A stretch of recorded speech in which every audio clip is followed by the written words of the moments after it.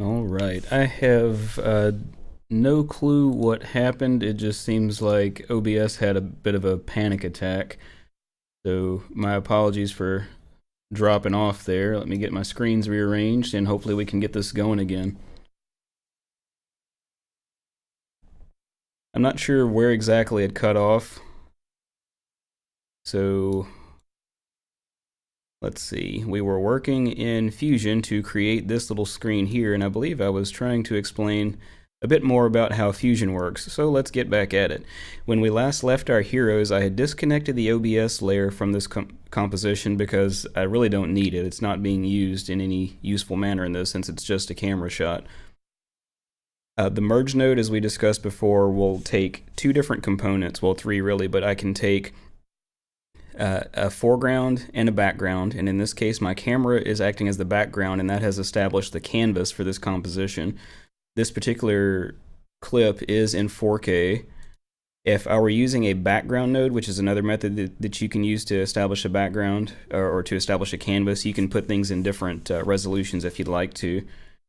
So this polygon node that we were playing with, actually, I'm sorry, this is a different polygon node. Let's talk about this because I took away my initial merge node where I was compositing the camera layer over OBS, which is, again, worthless. So in this case, the merge node is taking the text that I've made, which simply says cries in 4K, and that's merging it over the camera node. We can tell that because the text node is piped into the green foreground arrow on the merge node, and again, the camera is in the orange background node. Here on the blue mask node, and if you'll recall in the last video before OBS decided to have a panic attack, we determined that we can take any type of shape or object, pipe that into the mask node, and that controls what's visible on the foreground. So if we take a look at this polygon node, we can see that I've drawn a rough shape around my head, and I say rough because it is, I mean, as long as this left side of my face is covered, that's all that I'm concerned about. So when I look at this polygon, it is solid and it's inverted. What that's for is that's controlling the visibility of my foreground, which is this cries in 4K. If we roll back a bit in the timeline, we can see that is coming from behind my head. If I turn off this polygon node, we can see that that's actually still visible. And I know that you can still see the polygon on the screen here, but I've just turned it off up here in the inspector to show you what that does. And the reason that the text looks like that is because in its settings I've enabled motion blur so that when it's moving, it's just got that nice, more cinematic blur type of effect. So I'll re-enable my polygon, and you can see what's happening here. And let's turn off the motion blur for just a moment so you can better see that text. And I've got the text keyframed. If I take a look at the layout parameters here in the inspector, we can see that I've got a keyframe on the center parameter that appears to start right here at frame 5, and it goes to frame 13. So between those points, and I'll just step through a frame at a time so you can see, there's frame 6, it starts to appear, 7, 8, 9, 10, 11, 12, and 13. And you can see that it moved up a little bit. The way that I've done that is not by messing with the center parameter of the text, but I've added a transform node right after the text. What the transform node will do is it will act as a bit of a modifier after the primary position of whatever I've piped into it. And with the transform node, I can control the size, the aspect ratio, the angle. You can do a lot of different things with the transform node, but what I have done is added a modifier to the center parameter. And I realize this is getting probably a little bit deeper than anybody wanted to go, but this stuff kind of excites me.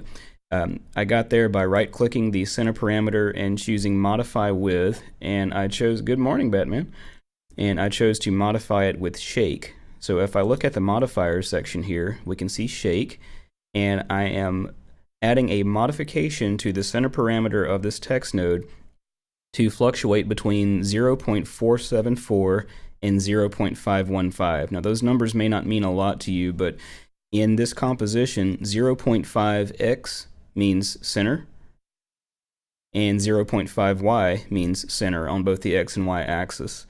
So what I'm doing here is allowing this text node to move just a little bit from that center position and I've got the smoothness turned down to 0, which means that as this timeline moves, the center parameter is going to be modulated between these two. Gosh, it sounds almost like I'm talking about low frequency oscillators and synthesizers, except I don't understand how to use those things. So if I take a look back at my actual transform node values here and move back and forth, we can see that those are being manipulated by that modifier, and you can also tell that by the green bounding box that shows what's happening there.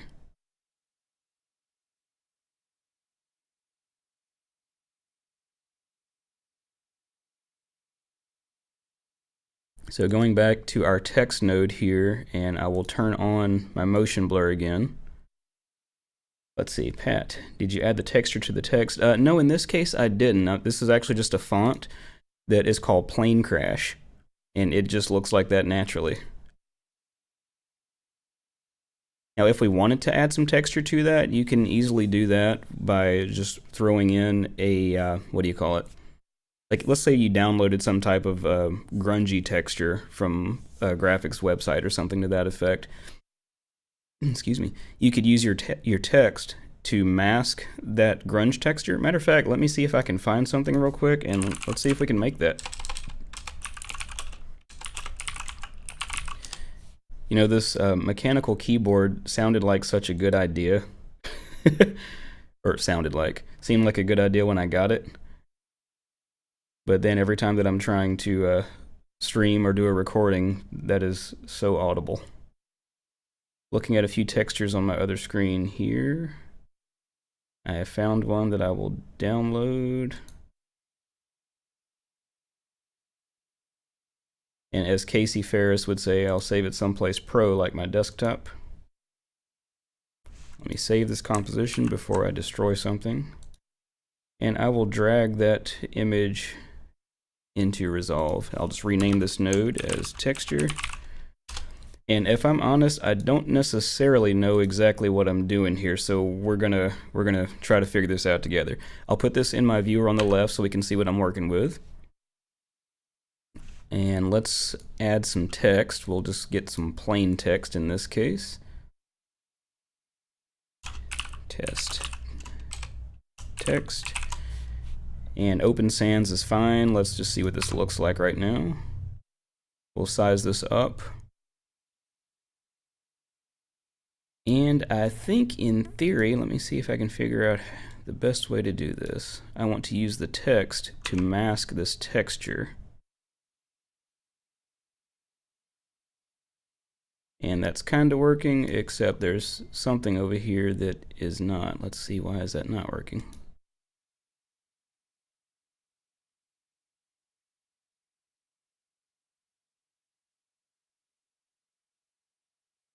I'm actually not quite sure why that's not working, and it may just, let me look at my text one more time.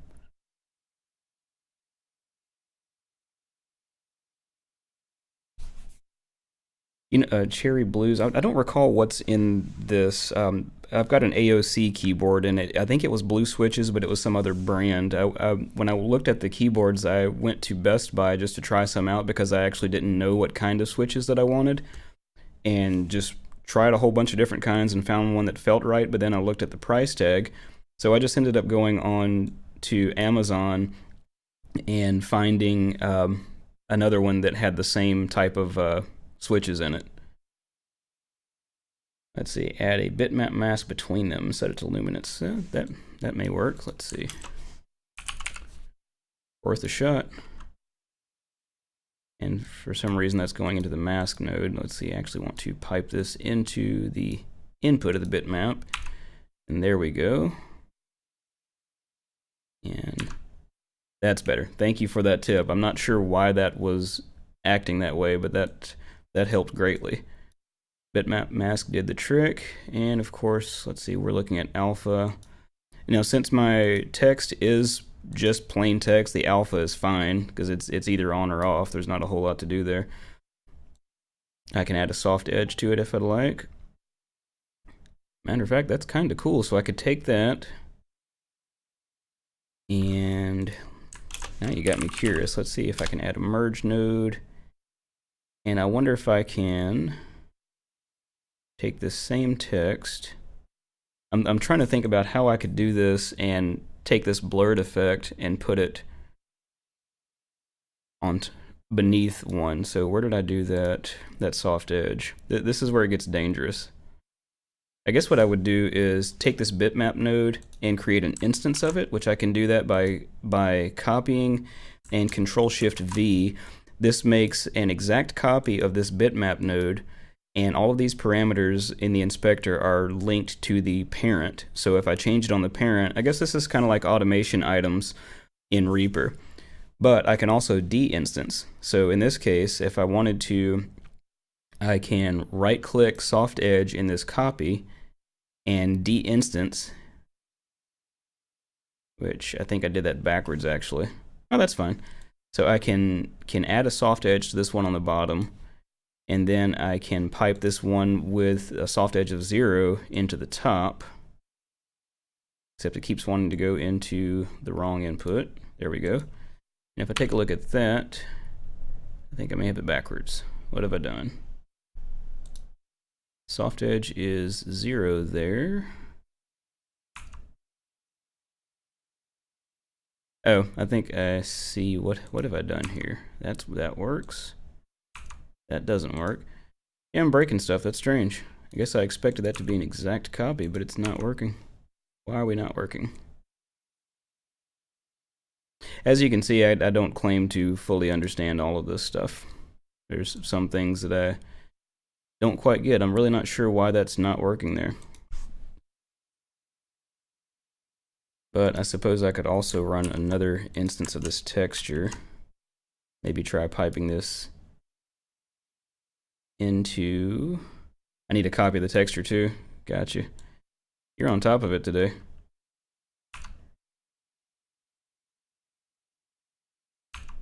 I guess what's throwing me though is this is not showing up at all. It seems that should work, because if I just create an instance, like right now in my left side viewer, I'm strictly looking at this bitmap node, which should work just fine. So if I copy that and then paste an instance off to the side, this instance should be 100% identical, but it is not, which is really throwing me. I would think that I would see this exact same thing over here, but for some reason I'm not. Well, whoops, didn't mean to do that. If nothing else, we do have this working to this extent, so I can do that. And if I'd like, after this, I can add a drop shadow. Now, of course, we can't see that because I'm still just looking at the texture, so I'll activate this, and I can change that. I'm kind of curious to go back and figure. I see I need to pipe the text into the new instance. Well, I'll give that a shot. I guess I didn't think that would be necessary because that's an exact copy. Oh, I see what you're saying. I've got nothing. I got you. I'm looking at that green line, but you're right. I just don't have anything actually feeding the input of that instance. Good catch. So now that's working. And with my soft edge de-instanced and at 0, that is crystal clear. So let me get that out of the way. And of course, like you said, I'll also need another copy of the texture, which is fine. I can just run an instance of that, pipe this into my texture. So I should have one that is clean and one that is blurred. But I need to put my soft edge back up on this one. So at this point, I can pipe the clean one into a merge node, and I should theoretically have soft edge, there we go. Did I not de-instance that? I think I just got them backwards, that's all. We'll get this figured out. I didn't de-instance it. That's a new one. So there, now that that's de-instanced, I've got a clean one over the other. And what I'll also need to do is go and add a transform node here, so I can make my dirtier one a little bit bigger. Actually, I can blur that even some more. There's so many options here. So let's go and add our drop shadow here. Just a slight drop shadow. Bring that distance in. And that's added a little bit of shadow between the two different types. And I can also add a merge, add a drop shadow after the merge node to give me a drop shadow beneath the entire composition. Now this texture,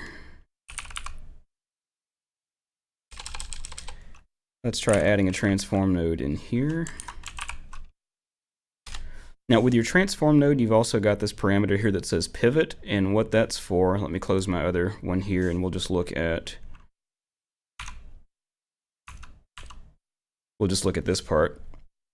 What the pivot does is it controls the origin of your transformation. So for example, with this pivot being at 0.5 and 0.5, if you'll recall previously, what that means in a composition is 0.5 is halfway across the x-axis and 0.5 on the y is halfway across on the y-axis. So regardless of the resolution, you can think about it as percentages instead. So if I move my size right now, this particular part is going to grow from the center, and we can see that. Now if I wanted to change my pivot point, and it's probably kind of hard to see because of the whole 4K thing, but there's a little green marker there, and I'm moving this. Well, if I just move that to 0, that's going to be the left edge, and I can move this up to the top corner of that first T, and now my transform will occur from that point. So if I increase it in size, it's growing from the T. So in doing all of this stuff, you can make whatever types of animation that you'd like. I want to increase that just a little bit. And you're right, it does look like a bit of a glow.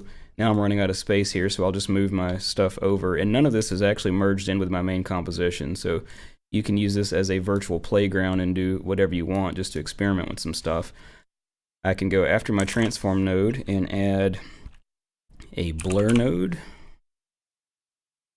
And we can blur that lower layer even more, which is starting to look pretty cool. Which makes me want to play a little bit more with the shadow that I've got between the two.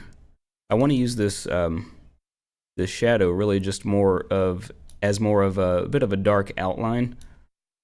And increase that shadow strength to the point of the ridiculous so I can see it and just tell for sure what I'm doing. Good morning, Mr. Lambert. I like your first answer better. I can increase the blur on that, which will give it a bit more of a shadow. So we've got our test text there. We can change the angle of the text, or of the shadow rather, and just find what works better in this composition, which ultimately will not even be used, but just kind of having some fun playing. So if I'd like, at this point, I can take this additional composition we've made, and I can merge this into my primary composition, which is going to look silly, but there we go.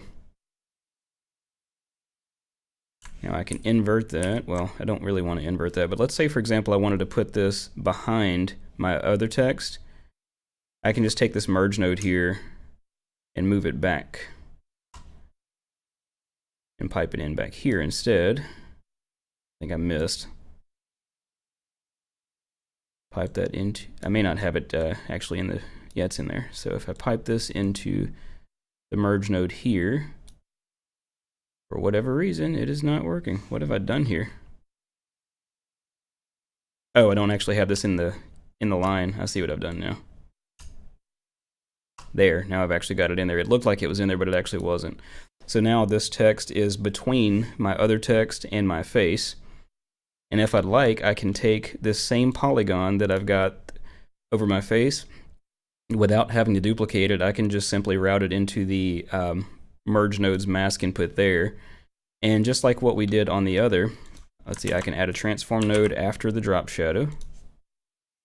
This is getting very messy, I realize, but I can't say that I'm doing this in any way that makes sense logically. I'm just kind of playing.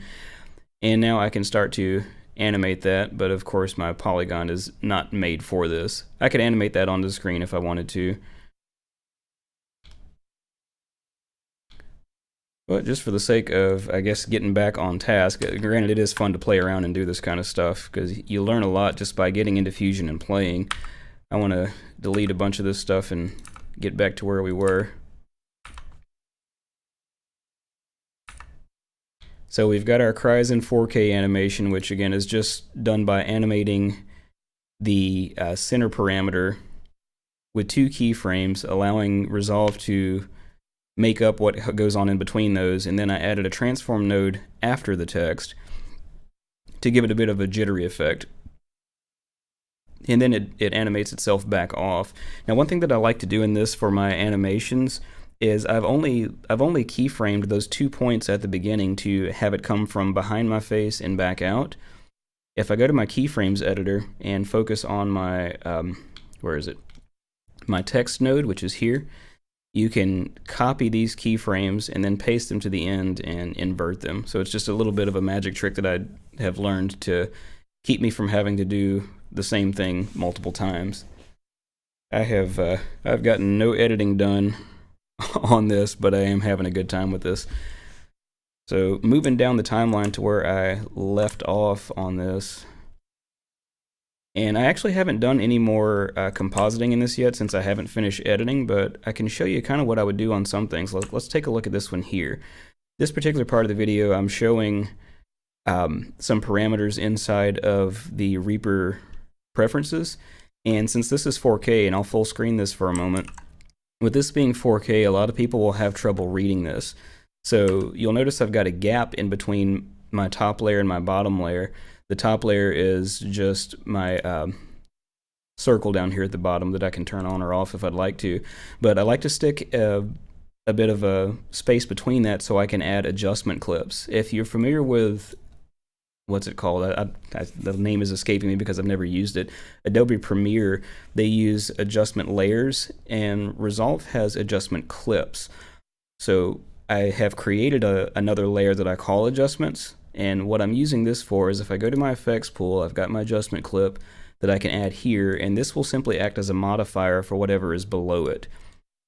So I'll go back a little bit, and I'm doing this so I don't, since I've got all these multiple clips, I don't necessarily want to merge those clips, but I do want to control what's happening here across that. So I'll make my adjustment clip a little bit longer than the time that stays on screen. So there is where it closed out, maybe a little bit before that, but I'll go ahead and make my adjustment clip roughly that same size. What I can do now, if I can find my spot again, is go to this point and open my adjustment clip in Fusion. And my media in, if I put that into my left viewer, my adjustment clip is transparent, so all that it's showing is what's underneath the adjustment clip. I am like a kid in the candy store. So what I want to use this adjustment clip for is to modify what you're seeing on the layer beneath. Typically what I do for this is I'll add a transform node, and if I go back to the beginning of this, what I want to do is find at what frame the preferences shows up on screen. So I'll back up until I can see that appearing, and that's right about there. I'll go a few more frames forward. And if you'll recall from our conversation just a little while ago, with the transform node, I can take this pivot and I can control where my transform originates. Now I'm zooming in on this just for visuals, so I'm not literally zooming right now, but what I want to do is move my pivot to the top left corner of the Reaper preferences. Hopefully you can see that little green arrow. You probably cannot, but I'm moving that up here as best I can to line up with this upper left edge. Now it is very blurry at the moment, but keep in mind I've also got the visuals turned down a bit just to make it less resource intensive, since I'm also using the video card for streaming. Let's see, give me just a moment. What do I use to record videos? Yes, it's OBS. Well, let me rephrase that, Christoph, is that how I say that? Mr. Lambert. I do my screen capture into OBS, but I use my actual camera, which is a Panasonic Lumix GH6, to record my video. My audio, I use a speaking mic here. It's a Lewitt 441 Flex that's piped into my Evo, what is this? Evo 16. And I capture the audio into OBS. My camera is also obviously capturing the audio. And what I'll do at the beginning of my recording is clap 3 times. That will give me a very significant transient, and when I pull the audio from OBS into Resolve, and I also import my camera with its audio into Resolve, I can sync up the footage based on the claps, and Resolve can automatically do that. What I do, let me go back to my edit page, is I'll take, excuse me just a moment, somebody is at my door. Be right back.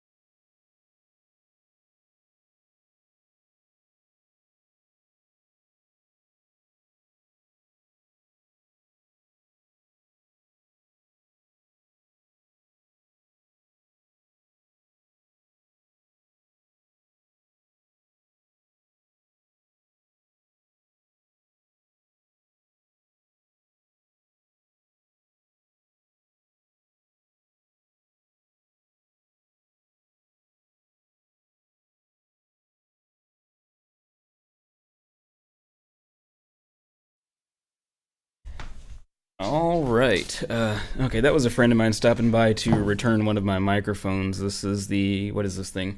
The Rode Pod mic, which I used to use on the channel quite a bit, and I've got this SE, what's the name of this company? SE Electronics Dynamite. And I may put this back in rotation. I really like the Lewitt Flex for its flexibilities, but this pod mic does a lot better job of noise rejection. I don't know that it would be much good for Belle and her nails and all that stuff, but all right, let me get my screen back on the right thing here. There we go. All right, so with this adjustment clip, I think that's where we left off. We were going to go into the Fusion page here. Oh, that's right. We were talking about the, where did I leave off? We were talking about the clap. So yeah, we just take the clap to sync the footage. When I bring my camera footage, like let's say I take this GH6 footage and this OBS footage, and I can right click those, and there would be an option up here if I can find it. I don't think it's there right now because I've got these linked. But typically there is an option in here that allows me to synchronize clips based on waveform. And I would use that just to line everything up, and now I've got them grouped. That's why these are all red, so that when I make my edits, if I cut any of this on the camera, it's also cut on the OBS layer and all the audio, and I can move it all together. I'd be really curious to see more about John from Reaper blog doing his editing, because he does everything in Reaper.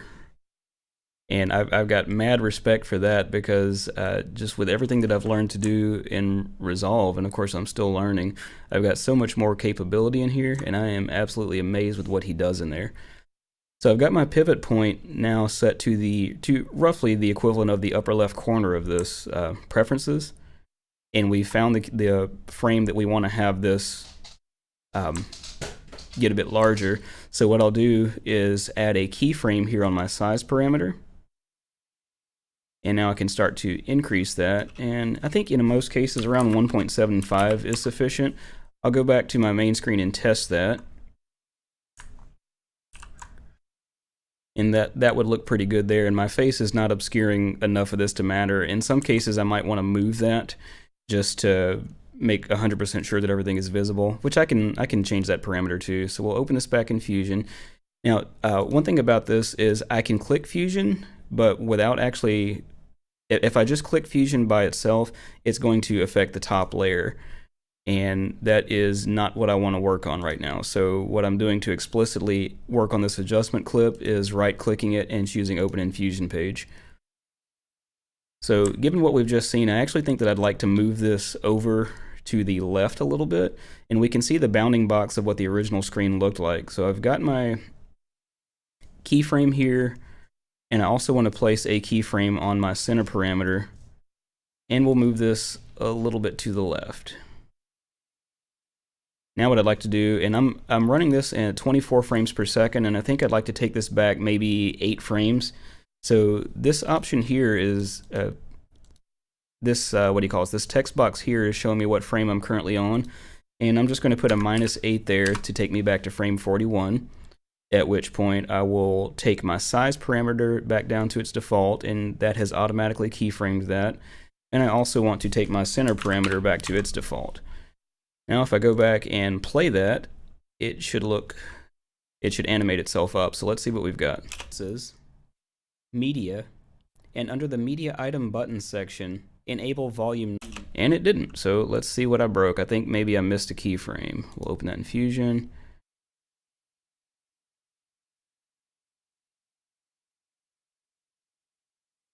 Oh, that's at frame 49. I think that... Oh, I accidentally did that way too far down the timeline. Now, it would seem like I would need to remake this at this point, but no, I can just go into my keyframes editor, which is conveniently already down here, and take these, draw a box around them,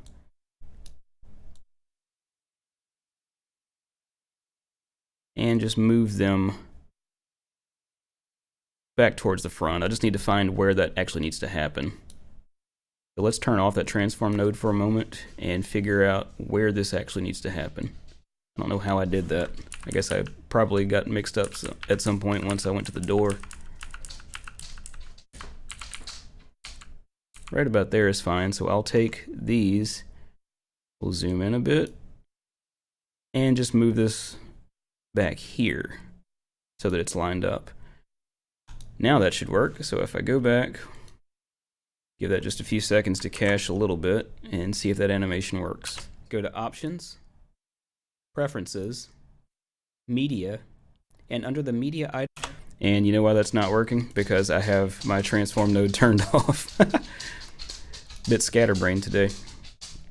Turn on the transform node. Third time's the charm. Media. There. So that worked, but it was very jerky. Part of the reason why it's jerky is the fact that it hasn't finished caching yet, but we can also smooth out that motion. Bell Dog, will you please sit down somewhere? So back in my Fusion page, I can close my keyframes and go to the spline editor instead. We're going to look at the center path displacement parameter for my transform node, and I cannot see my keyframes, but I've got a button here at the top right that will zoom to fit, and I can see my 2 keyframes.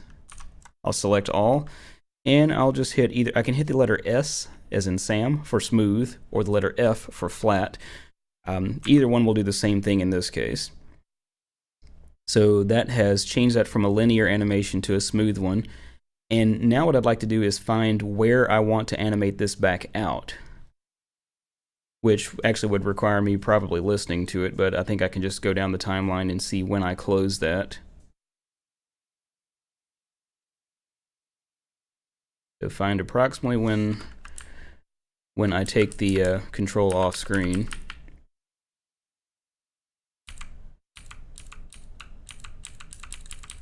Definitely would be easier to do with audio, but okay, so right about there. That's fine. So right there is where I want that to animate out. So I can go back into my keyframe editor, and this is kind of like what I was talking about before, to be able to copy and paste.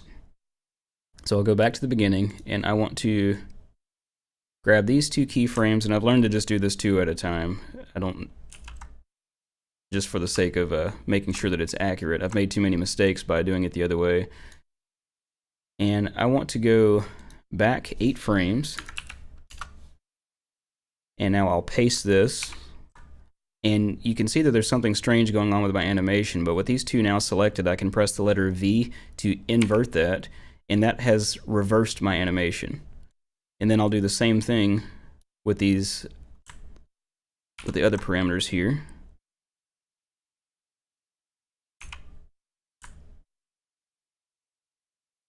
So I've got that pasted and inverted. And that has also copied over the smoothness. So if I zoom this to fit, which is kind of hard to tell looking at it at this level, so I'll zoom in a bit here. These keyframes are actually smooth now. So if we go back to our main composition, of course it may not be smooth because it's not cached yet, but media, and under the media item, and the other thing that I'd like to do with that is go back into Fusion, and on my transform node under settings, I'd like to enable motion blur. That way it's a lot less sterile in the finished product. So if I zoom in on this to where you can see it, when that animation occurs,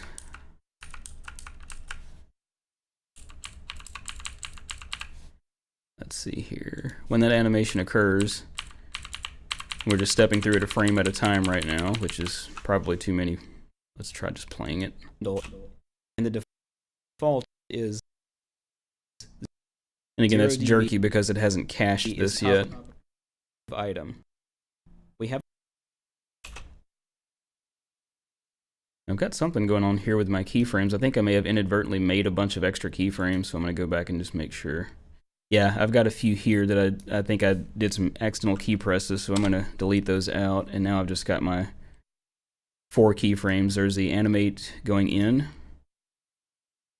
and then there's my animation going out, and that's better. And I may have also done the same thing on my size parameter, so I want to go back and take a look at that.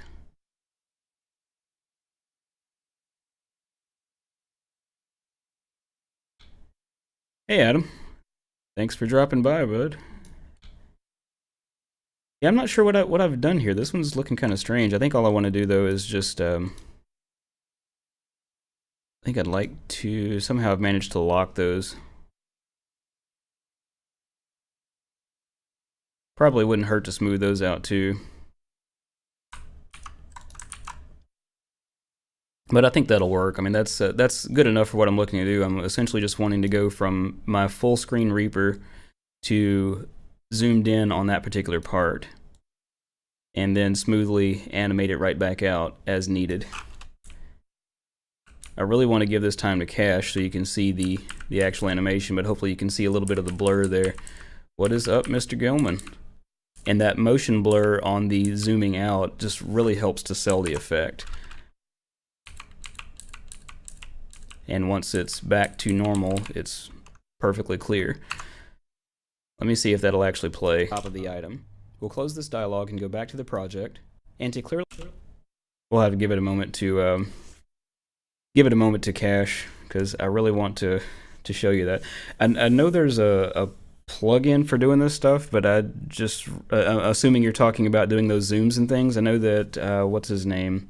Oh, for Premiere. Oh, for some reason, I guess I thought that you were doing your editing in Resolve as well. But there's a plugin that I can use in Resolve for this. Like, there's a lot of the Resolve YouTubers that I think Patrick Sterling, I believe it is, that has made one for this. Matter of fact, look, let's play for a minute. I will pull my YouTube window over here, and Mr. Alex Tech, I think, just recently released one. Yeah, Mr. Alex Tech made a plugin called Magic Zoom to do essentially what I just did, but since I'm learning a whole lot more about using Fusion, I've just been making everything that I can myself because it really helps me to get a better understanding. So definitely check out Mr. Alex Tech. This is free. You can donate to him if you'd like, which I recommend just because he's a good guy. And then there is Patrick Sterling, if I can spell it. Patrick Sterling has a crap ton of free plugins that he's made, and he makes some really serious stuff. Another YouTuber that I love to watch is Lazy Artist.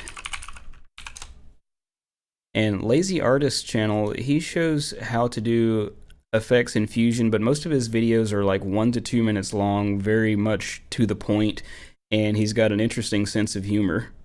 So if you're really interested in getting into Fusion and love quick, I'm just realizing I'm not quite in the frame on the camera there, and you love really quick lessons, definitely check out Lazy Artist. He doesn't go into to very deep explanations of how all the parameters work, but he does show you some parameters that you may not be aware of. Matter of fact, one of the ones that I learned from him is what I was showing earlier when we did the cringes or cries in 4K, where we did the modify with shake, and you can also do modify with anim curves, things of that nature. And show you one more thing of interest if you're interested in all of this Resolve stuff, is my certification that I'm working on right now is all done from these guides from Blackmagic, and my next one is designing 3D broadcast graphics. The last thing that I did in here was doing some motion graphics, which was the predecessor to this, where I took a picture of the Earth, or like a flat map type of thing, and I put it into a sphere, made it an Earth. I also created a moon and set up the animations for them rotating on their own axes, and also did the moon rotating around the Earth, but it was all done with expressions instead of doing manual keyframing. So if you'd like to see something like that, let me save this, and I'll show you my last exercise. Here is my Resolve training, visual effects.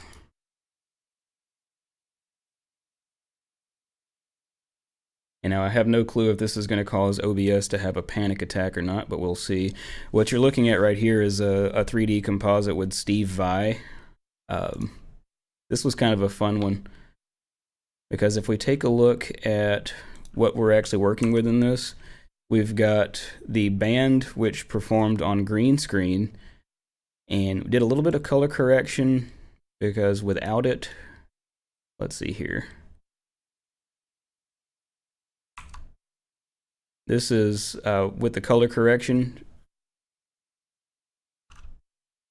Break this down to where you can see this a bit better. There, this is what the band looks like with color correction. Now if I take the color correction off, this is what they look like. And I realize that that seems kind of silly, but the problem is that the band did not match the virtual backdrop. So we had to color correct so they better match the scene, which ends up giving us this.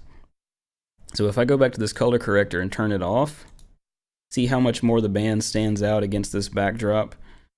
So going through all this flowchart here, what this is doing is we're taking the band and color correcting them and putting them into a 3D image plane. And I didn't mean to turn off that node. There we go. Putting the band into a 3D image plane, which we'll show you that over here on the other side. We can see the band here in 3D space. Let me turn off my media pool over here. So here's the band now in 3D space. So we've taken a two-dimensional video and placed it in 3D space. We've not given them any depth, obviously, so they are still flat, but since they're in an image plane, I can composite them into a 3D scene. The Merge 3D node is very similar to the Merge node that we saw previously, and I realize that this has nothing to do with Reaper, but I'm just excited that you guys are here looking at it with me. If you have not heard, I've got a second channel that I'm launching. It's called Let's Talk About Resolve, where I will focus on doing all sorts of cool stuff in Resolve. So this Merge 3D node is similar to the Merge node in 2D. Now, one major difference is the Merge node in 2D can only take two inputs, a foreground and a background.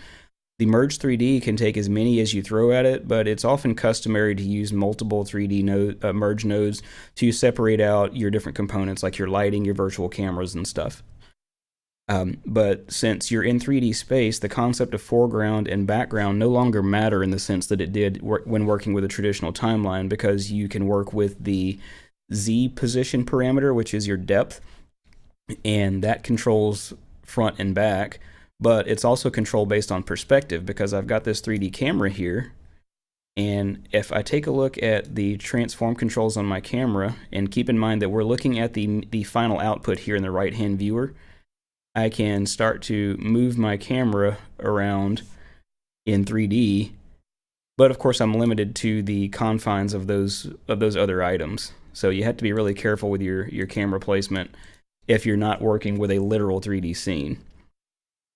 But all of this here goes to create the different elements of the scene. So if we look in my left viewer here, of course, as we see, we've got the band, we've got the far background, we've got this rock, and there is a polygon node that's got that masked out. So if we turn off that polygon, that rock center it's actually this whole thing, but we have split that out and put it in its own image plane for the purpose of just, you can take these different elements and you can change them, you can scale them up, you can do various things with them to move them around in 3D to get your final outcome. But all that said, that's actually not what I even came here to show you. So if I pull my media pool back up and take a look at this breaking news, this was the composite that I was last working on, and we can open that in the Fusion page. That looks hideous right now because I did something stupid working with a fast noise node, which I'll get those out of here for the time being, and just look at the renderer 3D. And this is what I created. I'll close that out and give us a bit more space to view. And what this is looking like is kind of like something that you would use in a newscast. So as I go across my timeline here, taking a minute to cache, we can see that that's rotating. Well, hopefully we can see. Let's just give it a minute to cache. This green line that's showing across the bottom is the caching in Fusion, which I may not even have turned on. Yeah, it's on auto. Just scrub this back and forth a few times and allow this to cache. Normally it's not quite this big of a deal, but again, with me running OBS and Resolve at the same time, it is a bit taxing. So while that thinks about caching, I can break down what's going on here. We'll split our viewers again, and I've got three different elements here, or three primary elements that are going into the Merge 3D node. I've got the Earth, which is literally just a flat image of an Earth map, but then I'm sticking that into a Shape 3D node, which my shape, I've changed it to a sphere. If I want, I can place it on a cube, and now I've got a cube over here in my final composite. A cylinder. I mean, you can pretty much do what you want with these things and take a 2D image and wrap it around something in 3D. That cone's kind of interesting. We can do the Earth as a torus. I don't know what that one is. Ico. That's interesting. So let's go back to my sphere. And I've got that wrapped around a sphere and piped into a Merge 3D node. My next object is once again a flat textured surface for a moon, doing the same concept, piping it into a Shape 3D node. Now, moving around in 3D is still a little bit new to me, so this may be a bit ridiculous. I will try my best to get zoomed into this. We can see it. So we've got that moon texture wrapped around a sphere, and if I move around that, you can see it is quite literally a sphere, and it's been smoothly wrapped pretty well.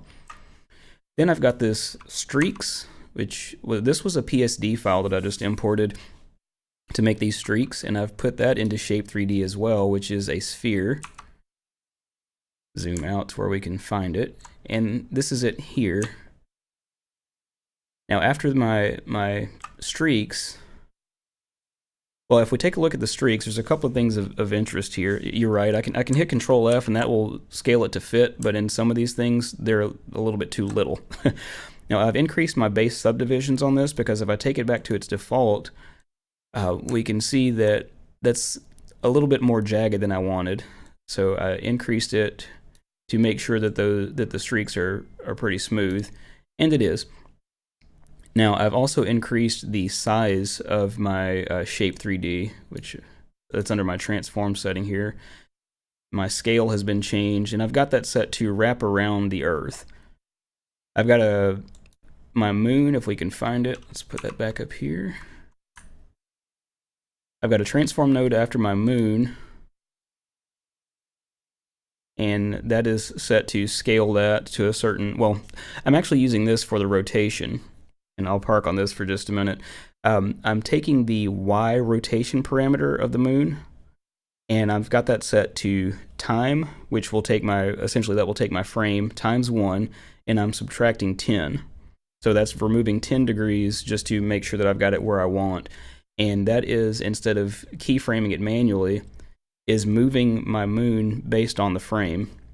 And I've got that coming from around this. Now I've got this done in a transform node because if I change the Y rotation parameter of the shape 3D node, that's actually just rotating the moon itself. But if I put the transform after my shape, it's rotating the moon not on its own axis, but from the center of the composition, or from whatever origin that I give it. So I've got my streaks, my moon, and my earth all piped into a merge 3D node. Then I've got some directional lighting and ambient lighting, and my camera. Now the camera, you can change the camera and keyframe that to control what's actually visible in the 3D scene. So I've got a few keyframes here, like this is my starting point, and this is my ending point. And all of this really doesn't depend on what I'm looking at. Like I can rotate this 3D image plane and it's just my visibility for the sake of working with the composition. What the end user ultimately sees depends on what the camera is focused on. So there's a lot of stuff that you can do in Resolve, and I've had a lot of fun working through a lot of these lessons. Still got quite a bit to go. So let's get back to our Reaper video. I guess I should probably wrap this up pretty soon because it's getting close to lunchtime and I've not really done the edit of my video, which I was hoping to get done. But that's okay. I enjoy doing this stuff. And I'm glad that people are actually interested in watching it. So thank you guys for hanging out with me. Let's see what I've got here. Volume pre-effects envelope, or envelope. I'm going to change my quality on this again. Let's see, let's drop it to quarter, which will make this look a little bit less than stellar, but it should be a bit easier on resources and hopefully allow this to play a bit more smoothly during the stream. And now we've restored this to one single item. What I'd like to show you today is the volume pre-effects envelope, or let's see, I'm not quite sure how to pronounce that name, but it says, do you have a Resolve to Reaper and back audio editing workflow? Really, for what I'm doing here, I process my audio actually natively in Resolve with the Fairlight module. Now, if I'm doing a music video or like a drum playthrough or something like that, I would actually just mix my audio in Resolve. I'm sorry, excuse me. I would mix my audio in Reaper, export it as a wave, and just bring that into Resolve. If you didn't catch it earlier, whenever I'm doing a recording, I will clap. Let me find OBS here for a second. So whenever I'm doing a recording, I'll do 3 loud claps or something to that effect, and that will be picked up on both my camera and whatever mics are in the room. So when I get ready to go back into Resolve, I'll just make sure that those claps are in the exported audio from Reaper as well, and then I can synchronize everything based on those claps. That is why in a lot of the old videos you would see people using those clapboards. They would have that in front of the camera that would give the name of the scene, the take that they were doing, any information about the particular scene so they can clearly see what they were working on. And that clap will be heard by all cameras on scene and any of their external field recorders, etc. So when they import that footage and audio back into the nonlinear video editor, everything gets synced by those transients. Now, granted, most modern cinema cameras will also have time code, and cameras will be synced based on time code. So even without that audio, they can synchronize all their footage. There's a whole lot of different ways that you can sync things for video editing. So let's see if I can get this thing to work here. I think I probably don't have my caching turned on either. That's set to smart, which is fine. That's on auto. And yeah, the auto sync is fantastic in Resolve as long as you have something definitive. If you're playing some music because of distance, sometimes things can get a little bit hairy. I find that the clap or a clapboard works 99.9% of the time because it's an easily visible and audible sharp transient that everything will pick up. Now, if you're working on a set that has a lot of echo, sometimes that can come back to bite you. I'm very curious to see what you've got going on there that you're working on. Let's see, what have I got here? Let's undo that. And now we've restored this to one single item. What I'd like to show you today is the volume pre-effects envelope, or envelope, or however you say that.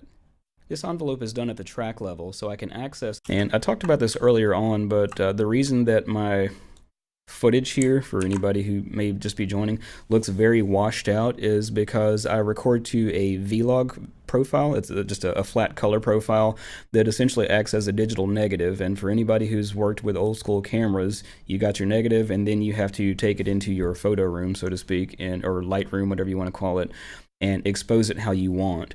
I do my color grading as one of my final steps because I want to just get my rough edit done first. And it looks like this is probably where we actually started the video, which was where I left off. Let's see what we got here. We'll give this a few more minutes and do a small amount of editing. And toggle the check mark to the left. We'll close our envelope dialog. Alright, so I need to turn my DVE back on. I don't know what DVE stands for, but that's what I use to make my picture-in-picture. There is this DVE effect is built into Resolve, and it will automatically make this picture-in-picture, but I have gone into it and edited the composition. Like if I open up this effect, this had a rectangle in here before, and I replaced the rectangles with ellipses because I wanted to make this one circular. So any of the built-in effects that are in Resolve, you can take them, you can just drag and drop them right onto your timeline, but you can also open them up in Fusion and make edits to it however you see fit. And Jason, no, I don't have a LUT that I use, but I can show you something that may be of interest. Let me find a spot where, well, look, we'll just go into color here.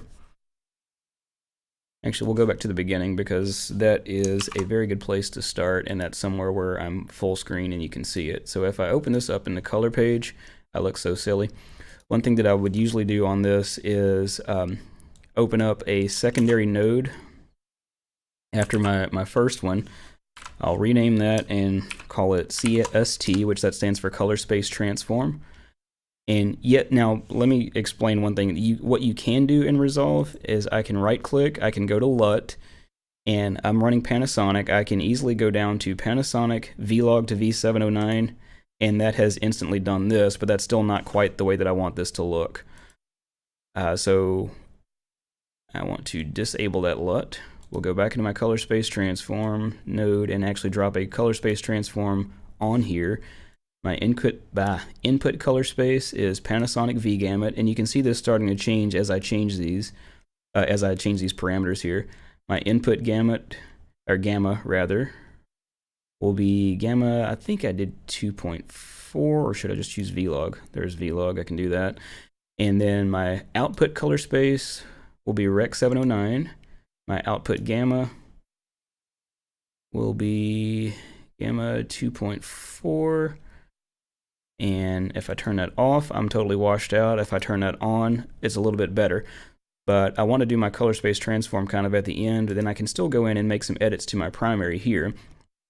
Like my exposure was pretty good on this, but it could stand to be lightened up a little bit. Now what we're still viewing is the final output.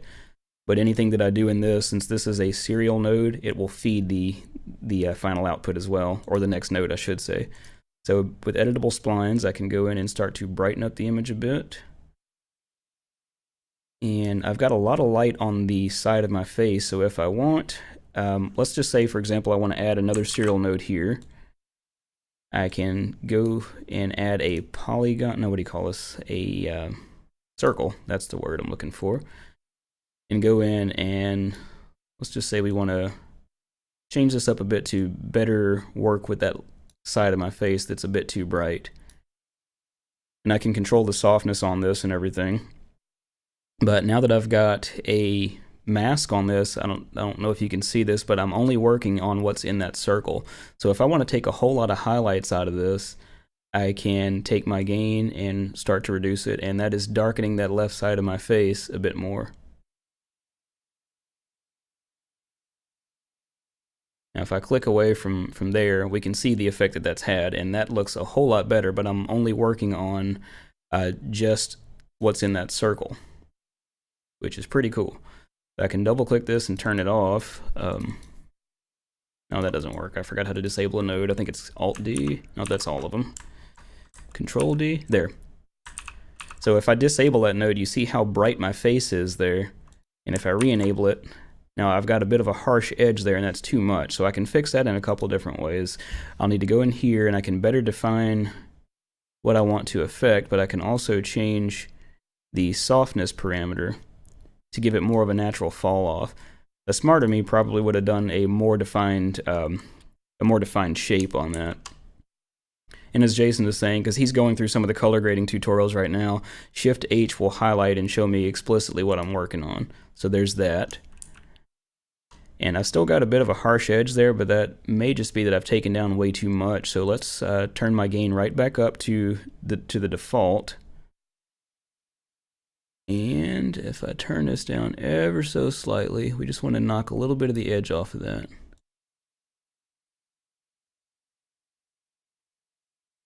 And that's actually not too bad right there.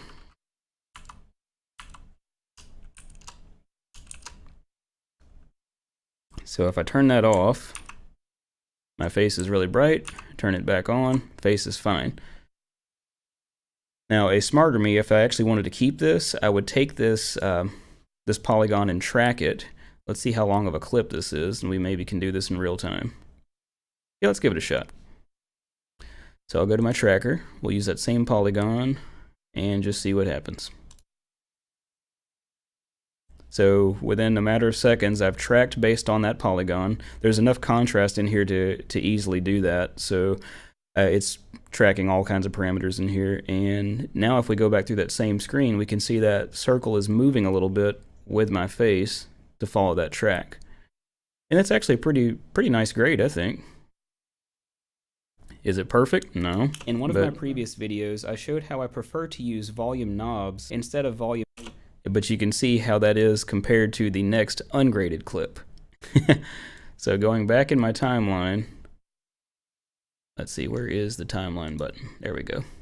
So going back in my timeline, there is the clip we're on now, which is roughly graded, versus a completely ungraded clip. There is such a drastic difference. Now I don't know that I want to keep that, so I'm going to right click this and I want to reset the grade if I can remember where that button is. Honestly, I don't usually spend a whole heck of a lot of time on grading for the YouTube videos. Just want to make sure that they look reasonable. So what I would end up doing for the rest of this, I use my audio here as a bit of a guideline, but I go through and I listen to myself talk and just find where I make a mistake. Sometimes I'll do it in double time, but let's see what we got here. We'll close our envelope dialog, and we can now see that we have an envelope and we can now see that we have a volume pre-effects envelope beneath the media item. So that's a good example right there. I messed up in my speech. Let's go back and take a listen to this. And we can now see that we have an envelope and we can now see that we have a volume pre-effects envelope. Okay, so I said that right the second time. I've got all my layers grouped, so what I'll do is I'll go back in here and make a cut. And that cut is going across all of my layers since I've got them grouped. And I can do this a couple different ways. I can go right here where I know my speech is correct, and I've got a key press bound to Control-Shift and either left bracket or right bracket to do a ripple edit, just like what you would do in Reaper. So if I hit Control-Shift left bracket, that ripple edits up to that point. I'm cutting it from the left side and rippling to where I spoke correctly. So that should be good now. We'll close our envelope dialog, and we can now see that we have a volume pre-effects envelope beneath the media item. And I'll stop there because I can see there's a long pause with no action going, and I'll go ahead and place a cut there and move down the timeline until I can see that I'm speaking again. I don't know what it looks like I had to cough or pick my nose or something right there. It looks like I'm stroking my beard. What the heck am I doing here?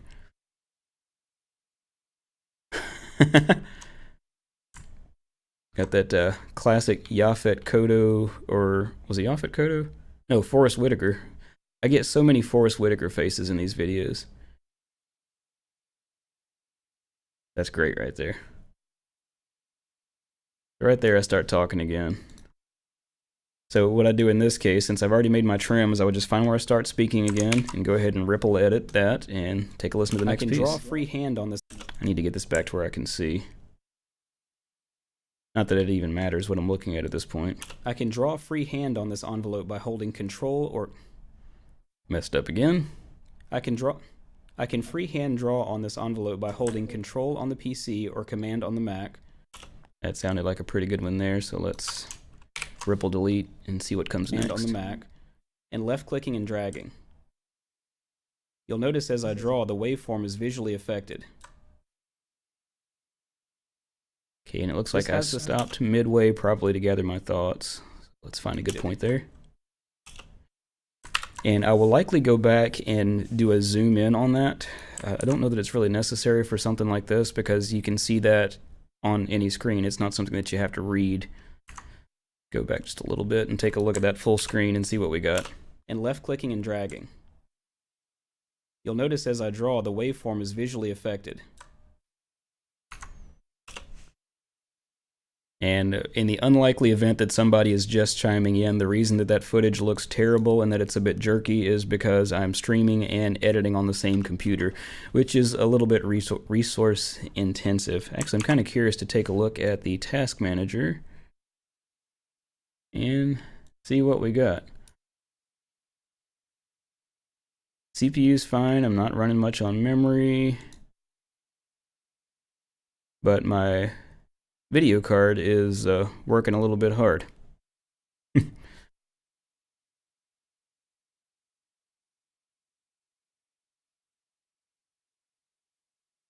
We've got that clip edited out. Notice as I draw, the waveform is visually affected.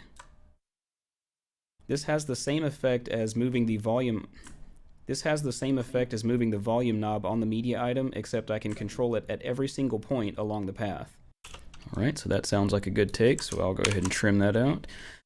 Basically what I would try to do typically is just go through and do my rough edit, and then go back through and refine it, make sure that I've got everything spoken the way that I want to, then go back through and, I've kind of put the cart before the horse and I've done some work in advance, like some of the fusion comps that you saw earlier. So I would go back and do anything where I would need to zoom and pan around the screen to make things more readable for the viewer. Then go through and do my color grading, and then go through and make sure that all my audio is spot on. I may have to go, well, I'll typically go back and add some background music, and I'll have the background music mixed in really low, but I'll also add some sidechain compression to make sure that it ducks even more when I'm speaking. And the way that Resolve is set up, they kind of want you to follow these pages in order. You can go in there and do them in any order that you want, but it's not a bad idea to follow the normal workflow there. This gives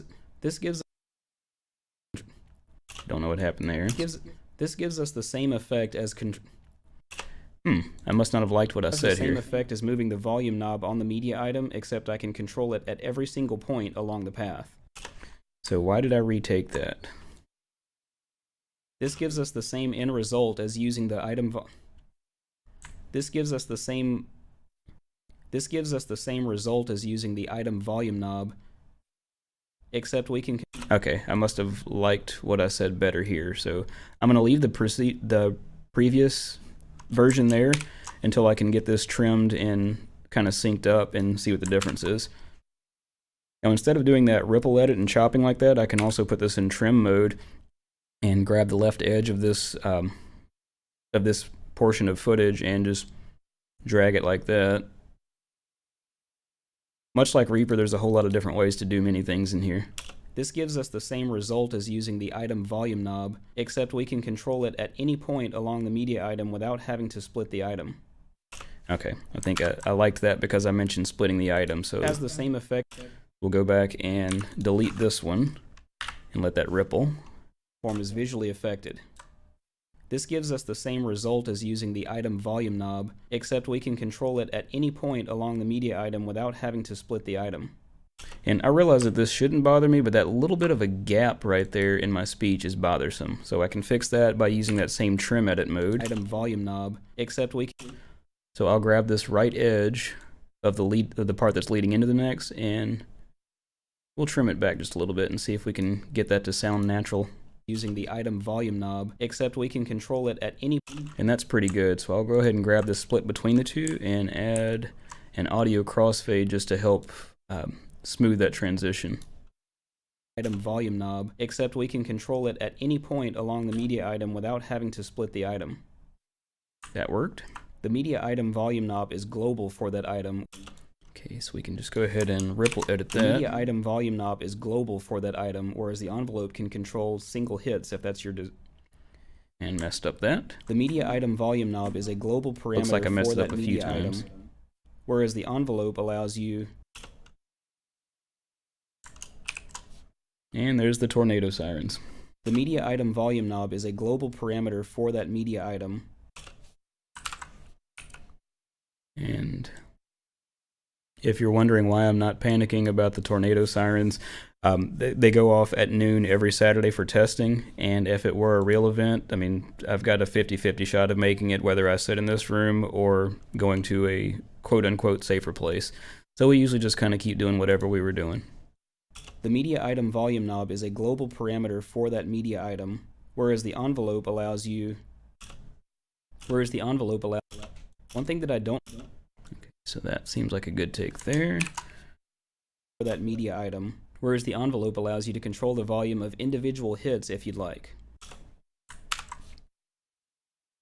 Get rid of this dead space. So as you can see, a lot of work goes into the average YouTube video. I mean, as I'm recording my footage, depending on...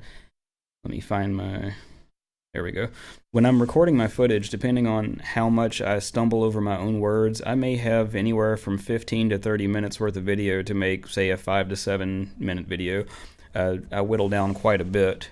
The one that I'm working on now, I don't recall how long it was at first, but at its current state, it's ending at almost 11 minutes, but I've still got some trimming to do. Anyway, I think that's about all that I got for now because I need to get some breakfast and go buy a few things from the local music store. Also probably should take the dog out, but thank you guys and girls for hanging out. It's been a very long time since I've done a hangout, and it's been almost a month since I've produced a video for the channel just because of the new grandson. For those of you who missed the initial stream, this is baby August. He is not color... Oh wait, you can't see that. Let me go back to full screen. This is baby August. He is not actually that color. This is, again, vlog footage. So this is a digital negative, but I recently became a grandfather, and that is baby August. Let me see here. My daughter will probably hurt me for showing these, but yeah. That was the day he was born. That is very blurry. That's my wife holding him. There's my daughter with baby August again. That looks like the clip that I actually used in the video. And that is August's dad holding him. But yeah, like I said, I'm about to check out. So once again, thank you guys and girls for hanging out. Let's do this again sometimes. Hopefully next time we hang out, it will be much more Reaper-centric. And I will start to grow my Let's Talk About Resolve channel to do more stuff like this. I mean, I kind of like doing these things on my Reaper channel when I'm working on editing something for Reaper, but at the same time, I want to make sure that the channel stays focused on its original intent, which is Reaper. So you guys have a great Saturday, and we will catch you next time. See ya.